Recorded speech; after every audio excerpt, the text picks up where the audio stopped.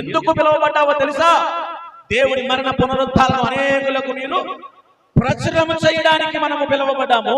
ఆయన గుణాతిశయములను అనేకులకు చెప్పడానికి మనం పిలువబడ్డాము. ఆయన గొప్పతనం ఈ ప్రపంచానికి అర్థం కావాలంటే నీలాంటుడు నాలంటుడే. ఎందుకని? లోకములో గనులైన వారిని సిగ్గుపరచడానికి దేవుడు ఎలాంటి వాళ్ళు పిలిచాడు? ఎందుకైనా పనికొద్దాం, మనం అందంగా ఉన్నామని పిలిచాడా? మన మొక్కలు చూస్తే అంత మాత్రంగానే ఉంటాయి, అతులు బతుకులు. కొన్ని డబ్బు ఏమైనా ఉందా? ఉంది, బాగా ఉంది, అప్పులు ఉన్నాయి. మరి ప్రభు మనలాంటి వాళ్ళు ఎందుకు పిలిచాడు? ఆలోచించండి సహోదరులారా, నాన్నదమ్ములారా, లోక రీతిని ఆలోచించండి. గొప్పవారిని పిలవలా, పెద్ద పెద్ద వంశస్థుల్ని పిలవలా.